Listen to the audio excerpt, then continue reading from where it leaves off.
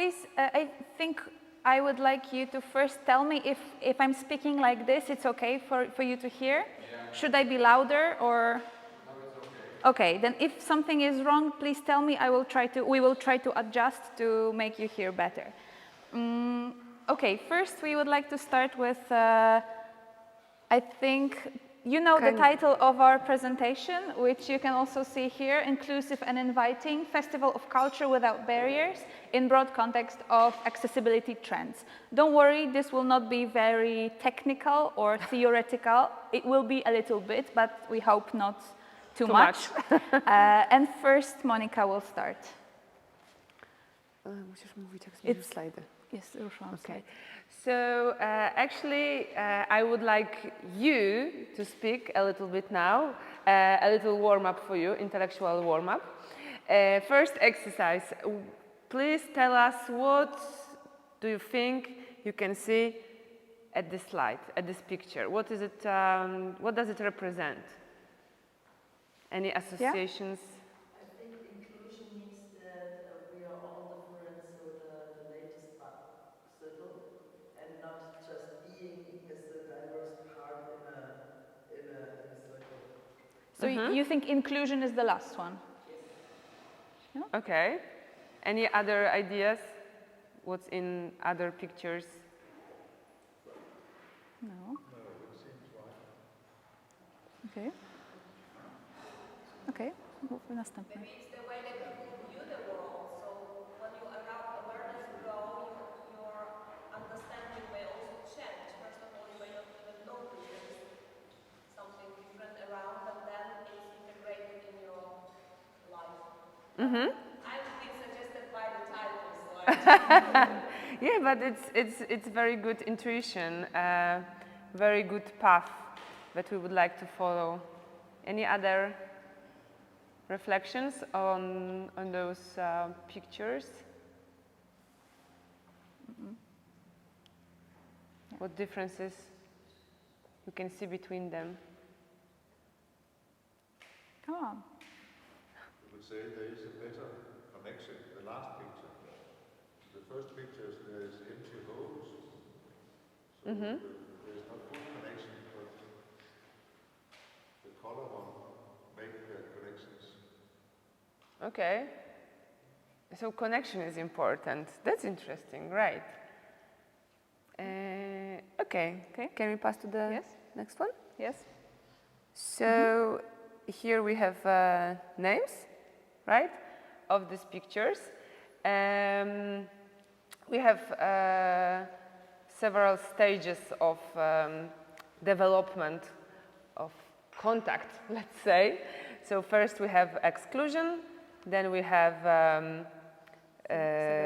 segregation, then we have integration and inclusion. This is the illustration. This is a picture of one of many theories. Of course, it's not the only one and the best, the one and only that you can use. We chose this one because it's interesting how it develops the concept of, you know, the progress between different stages. As you realized, the first picture is less inviting, let's say, and the last seems to be the best. Exclusion is the situation when there is a majority that doesn't recognize any minority, right? Then we have recognition. We know that there is a minority, but we don't want to have anything in common with them, so we segregate them. Then we have integration. So we accept this minority. We invite this minority in some way, but on very specific terms. We create a specific space for them. And then we have inclusion, which is we are kind of mixed. And the question is, do you think is it the last stage, or can we change something? Can we do something more, or is inclusion the best? Yeah, I could imagine another circle that is like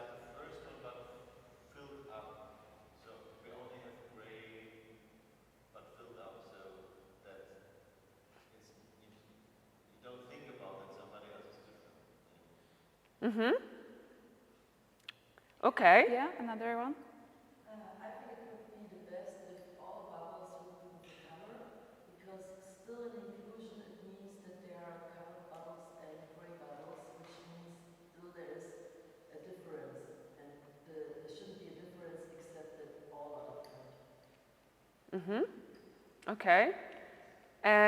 Maybe here we can ponder a little bit on the difference between integration and inclusion. So in integration and also in segregation, in fact, we design some very specific solutions for specific groups. And in inclusion, we think that we are accessible, that we are open, inclusive for everybody on the same terms. And what is the result? As, for example, from our experience, sometimes people that need some specific amenities, they don't feel very comfortable in such situation. So sometimes, you know, you need to address specific needs, but without stressing it. So, For example, it's kind of connected with the color blindness theory. Like if you say, I just see you as a person, I don't see you as someone who has a specific need, you might think you're inclusive and you are welcoming, but in the process of it, you are kind of ignoring the different needs and the different experiences that this person might have.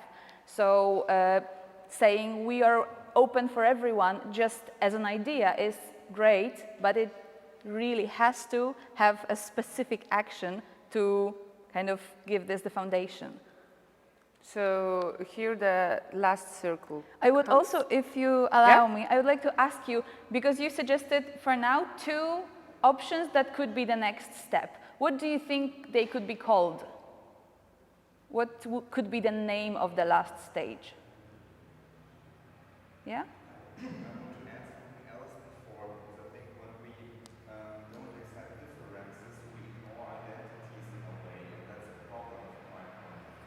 Yeah. So these proposed versions are hypothetic imaginations about a perfect world, but I'm not sure that is the reality. It doesn't have to, I mean, I would like to maybe suggest to view this as a comparing or as a standard to strive for, or I don't know, maybe a benchmark to kind of see what could be possibly. So it's not saying that this is the ideal situation and perfect and we should all be going towards this, but it's one of the options that could be here. So do you have any suggestions on what this next stage could be called? Yeah? Mutual recognition. Mutual recognition. Yeah, I think it's closely related to that.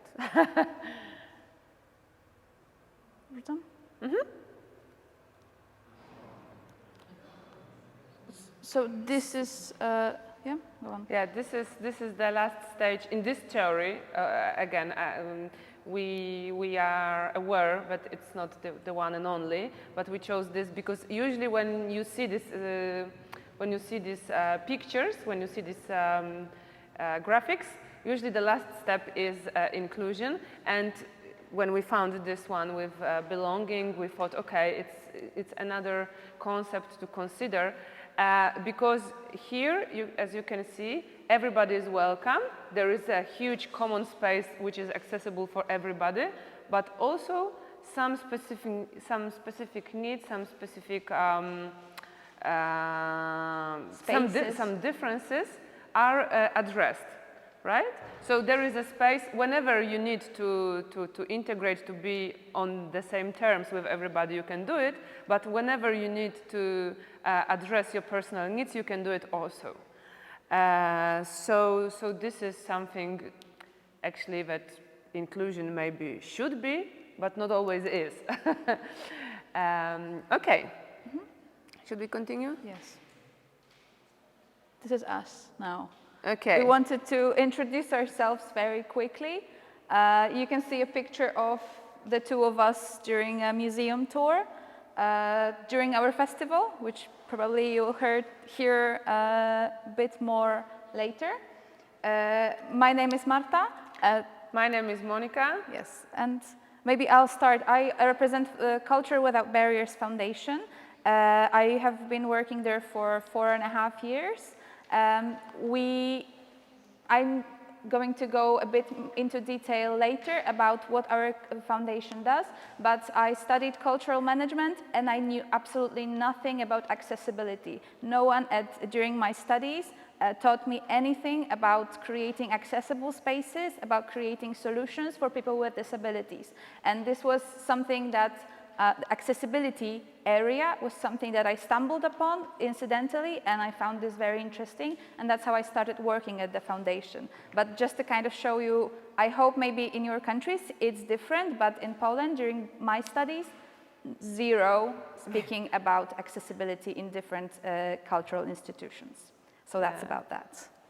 Now it changed a little bit, but Yeah. that's true. Okay, I'm Monika. I'm also very closely related to the foundation. I worked there for 2 years, and since then I'm not an employee of the foundation anymore, but I still collaborate frequently with them, and not only with them, with another organizations dedicated to accessibility and cultural institutions. And what I do is conducting workshops and trainings about accessibility for people with disabilities, especially with visual impairments and some blind person. I share my experience of contact with culture, and I also consult audio description and some accessibility solutions dedicated for people with a visual impairment. I think it's all. The United Nations Convention. Okay. When we speak about accessibility and about people with disabilities rights, actually there are so many perspectives that you can start from. You can start from medical perspective or social perspective and so on. We usually prefer to speak in the frames of human rights. So the first principal document is like Universal Declaration of Human Rights of United Nations from 1948 that declares that everybody has the same rights and so on. Of course, it turned out quite quickly that this document, although very progressive and important and necessary and so on, doesn't address specific needs of specific marginalized groups, some minorities groups, and because of it, we have series of documents for specific groups. And one of these documents, which is most important for us, is Declaration of Rights of People with Disabilities.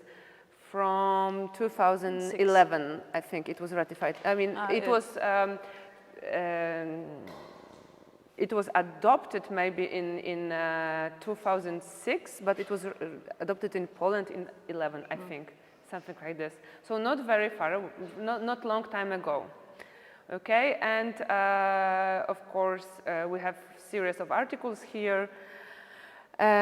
Most important for us are those related to accessibility of various spheres of human life, like leisure, sport, culture, work. What else do we have? Education.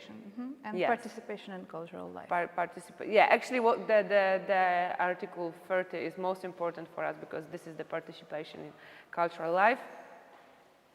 This is a very general international document, and of course you need local state legislation to go for it, to achieve anything in the field. Yes. So that's why we wanted to say a little bit more about the Polish legislation, just so you know what's the situation in Poland right now and you can compare it to your countries, So this is the acts that that were introduced in 2019. So as you can see, they are very, very recent. Before that date, we had just one legislation, we have just one act that addressed the issue of people with disability. It was called People with Disability and Rehabilitation Act or something like this. And it was, I think, from 1994 or 5, something like this. So kind of old law. And now, like 3 years ago, we had these 2 new acts, which are very important. Will you tell something more about them, or should I? Okay. Those are closely connected with public institutions, so they don't speak about rehabilitation, about access to health, about education. These are specifically about a person who might want to interact somehow with a public institution. So it could be a museum, but it could be also a municipality. Anywhere where a person might go to, I don't know, interact, go into, sign a paperwork, fill out some documents, or just participate in a cultural event. So just very quickly, the Act for Accessibility for People with Special Needs, it is called like that. We don't necessarily sign under the name special needs, but this was the name that was adopted in Polish legislation, so we have to go with it. It applies to public entities and municipalities, public institutions, cultural institutions, the ones that have public funding. If you have private funding, it doesn't apply to you. And NGOs and projects. I mean, it can, but you are not obliged to adopt it. Yes, it's not. You're not legally bound to fulfill it. And NGOs and projects that receive public funding and or are for people with disabilities. So you can do any type of work, but if you receive public funding, you have to fill out the requirements of this law. So the one that is the general one, Act for Accessibility, it says that every public institution should have an accessibility coordinator, a person who will be overseeing the whole accessibility process. You have to have different strategies, procedures for inviting and dealing, let's say, I don't know the word, dealing with a person with a disability that comes to you and you attend to a person with a disability, yes.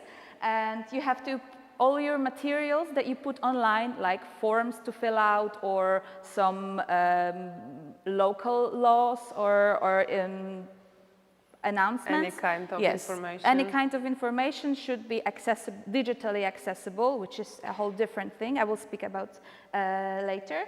If you have employees with disabilities, you have to fulfill their access needs.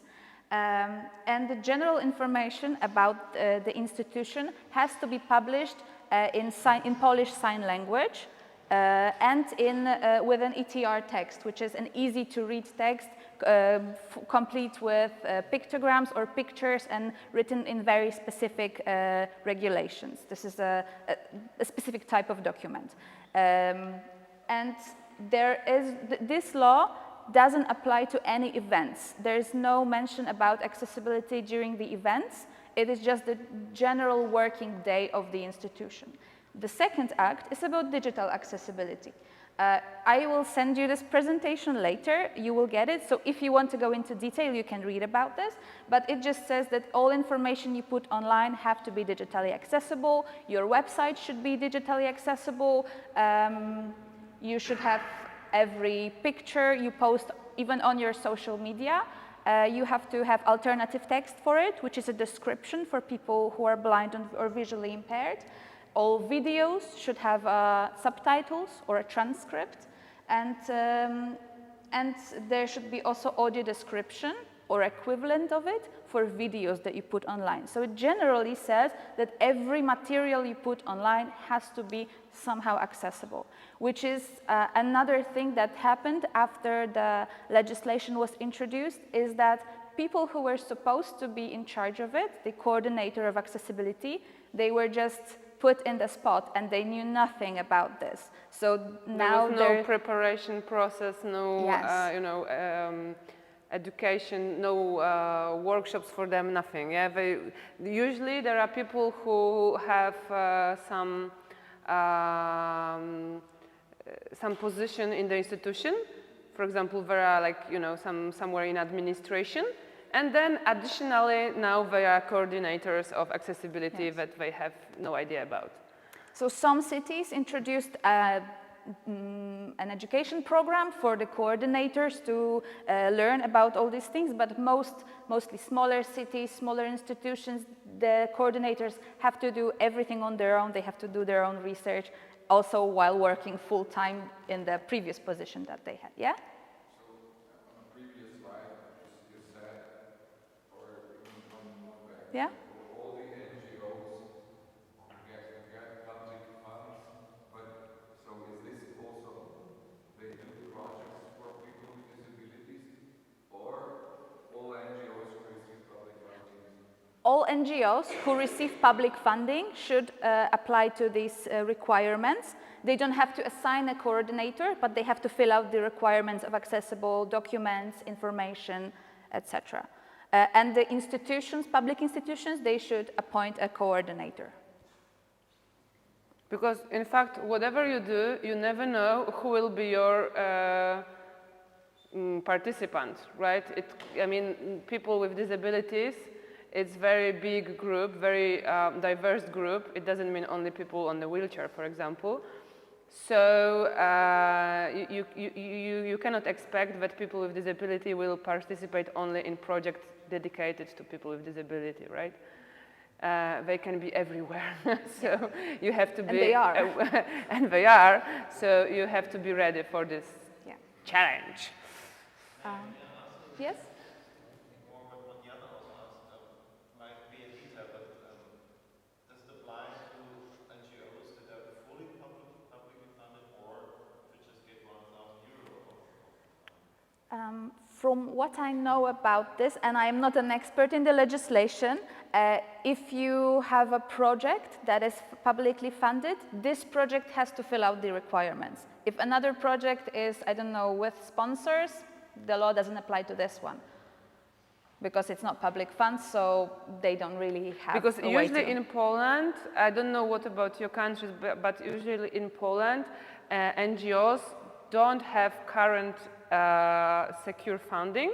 For example, of course there are some exceptions, but usually it doesn't work like this, that this is funded by state and this is funded by Mr. John Smith and so on. It is more like each year you have to apply for grants from different sources and get money for exact actions, for exact projects. Right? So mainly those grants are from public funds, state or local government funds. So in that case, you have to adopt to the law. But of course, there are some source of fundings like business. Yeah, a lot of banks, for example, they have their foundation, they kind of charity foundation or something like this. And you can apply it for the funding from the bank or from other big company. So in that case, I suppose you don't have to adapt, but it's, we work from project to project usually. Okay, so what comes up from the legislation is one of the theories to look at accessibility. It has three, and this specific theory and specific outlook is outlined in the legislation, which is three areas. It's architectural accessibility, digital accessibility, and information communication. So it is important because mostly when people think about accessibility, their first thought is architecture. If you have a ramp, if you have an elevator, if you don't have stairs, and so on. But there is also the whole digital side of this, like accessible website, apps, and documents, and information communication, which is interacting with a person, giving the information and welcoming them to an event, for example, which events are not outlined, but you could think of them that way.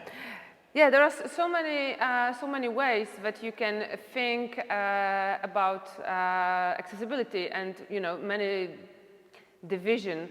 many typologies that you can use, because you, for example, can think about accessibility for a certain group of people, like accessibility for people with physical disability, or accessibility for parents with kids, or accessibility for people with dogs, or accessibility for blind people, and so on. So this is just one way. It's again, like in the beginning, then it's not the one and only. It's the one that we chose. But as you said, I think it's very important to highlight that this division, this typology, let's think about variety of human needs. And people with disability, the person with disability, doesn't necessarily need, for example, architectural accessibility, right? It happened to me many times that I found information on the website of the museum that it is not accessible. It is not accessible for people with disability. And just one sentence. It is not accessible. And I called them and I asked why it isn't accessible. And they said, because we have stairs. I was like, okay, I'm blind. I mean, I don't have problem with stairs. So it's not inaccessible for everybody, but it's inaccessible for people on wheelchairs. So why are you not specific, So this typology can make you thinking a little bit in like holistic way. What you can do, what you have. Of course, architectural accessibility is something that usually is very expensive, and it requires time. When your institution or your organization is in ancient building, like here, for example, it is very difficult to do any architectural intervention. So usually this is the biggest deal. But digital or communication and information, it's much easier, because it's more about just good training of your employees. Yeah. And as we said, in the legislation there is no word about accessible events. That's why local governments, bigger cities, for example, the city of Warsaw, the city of Krakow, I think Wrocław, and the Tri-City, which is Gdańsk, Gdynia, and Sopot on the north of Poland, they have adapted some local standards, local policies for accessibility for events, which is recommendations. It's not really legally binding, but it is recommendations, and you can, for example, get your funding cut if you don't apply to this. This is a very whole specific legislation thing. We are not going to get much into this, but just to let you know, there are local policies for event accessibility, because the national law doesn't address this. There are also, it's a little bit more about theory and how to look at accessibility. This is just a suggestion. If you wanted to read more, you can go back into this presentation, because there are some theories and some materials that we've outlined here about different approaches to accessibility. For example, recently, the National Disabled Persons Rehabilitation Fund, this is the main Polish institution for different types of accessibility, they created a grant program from European Union funds. Our foundation is a partner in this, an expert institution, and they are giving several millions of zloty to Polish institutions who apply to it, but they have to think about their institution using a model that this program provides. So it's called a model for accessibility. And this one outlines different stages that the institution has to kind of think about, reflect on, to see whether they need some accessibility solutions on any of them. And another look they provide is a concept of a journey of a person visiting a cultural institution, which is information, getting into a toilet, contacting with a person, and so on. So this is more kind of more specific, yes. And this is also a team of the cinema that we often collaborate with. This was a film festival that we did in 2019, but we've done it, I think, 4 or 5 times now. This is a fully accessible movie festival with different accessibility solutions. But our foundation currently is 14 people. Most of our team right now is people without disabilities, but this has always been our focus. If we encounter a person with a disability who collaborates with us often and we find them a suitable person for our team, we always try to involve them as much as possible. So currently in our team there's our vice president is a blind person, and two people that work in there are hearing impaired. Also with different backgrounds, so this also helps them know what to do to addressing this particular community. And we always during our trainings collaborate with people with disabilities to lead those trainings. So there are very small situations in which an able-bodied or person without a disability is leading a training about accessibility, because this is our philosophy that it's not possible to fully train someone about a specific topic without a representative of this specific group. Yeah, So, for example, there is nobody, and I think there was never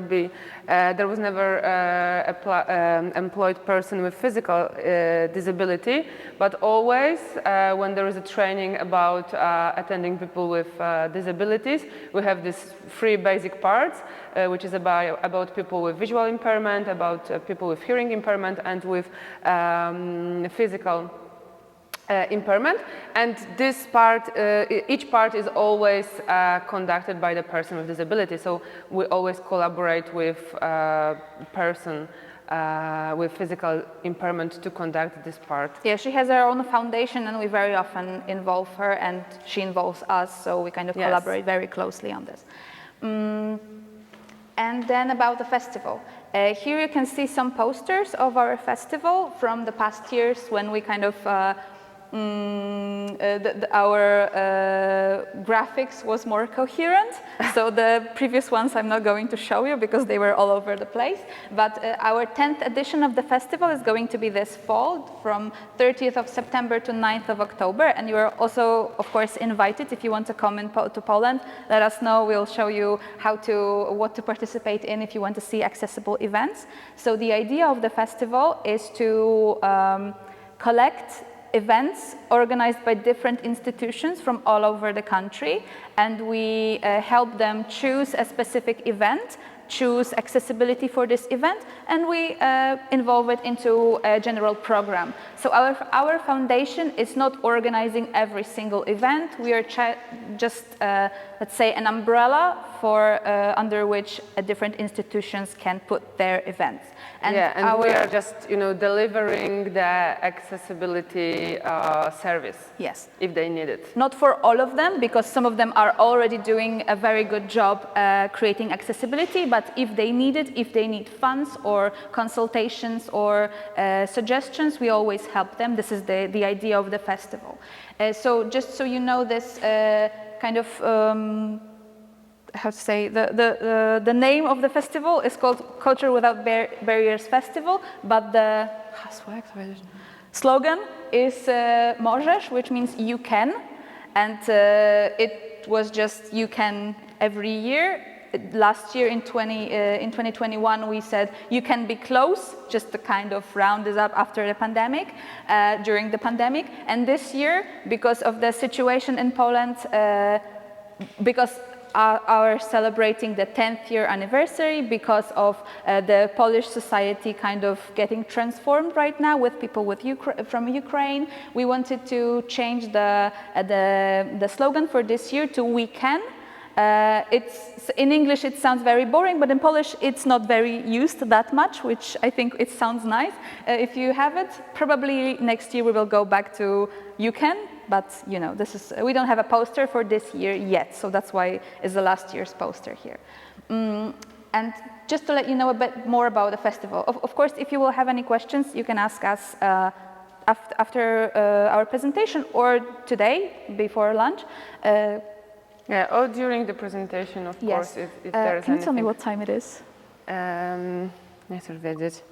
Yeah. 9:52, a nie wiem, o której zaczęłyśmy tak naprawdę. Okay, I 15 think po? we started a bit later than we were supposed to. 9:15? Yes. So, Did you know what time was it when we start? No? okay. Okay. So just No, to... myślę, że pół godziny gadamy, więc jeszcze możemy... chwilę. Dobrze.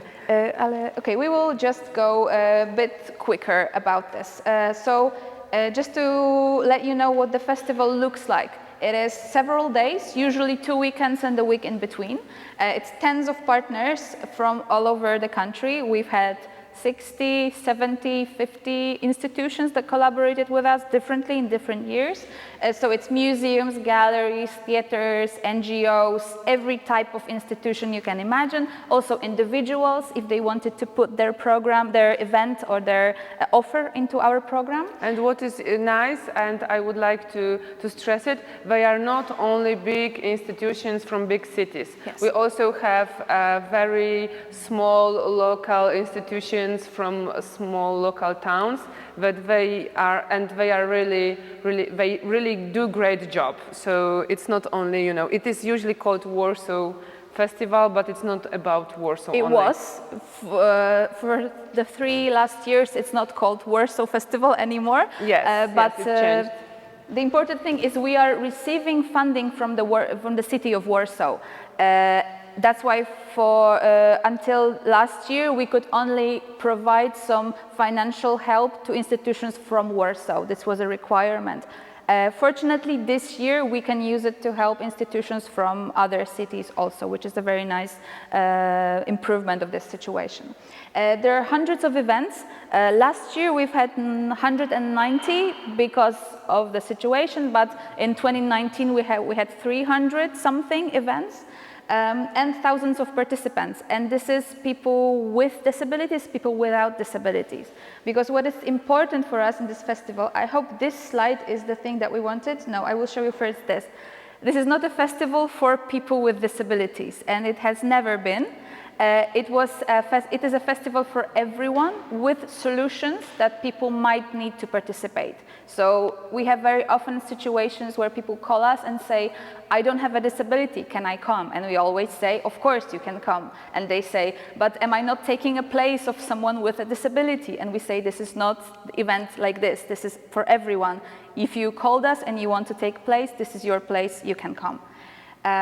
Sorry for jumping with the slides, but first I wanted to show you the accessibility solutions that we provide. Okay. Solutions. Okay.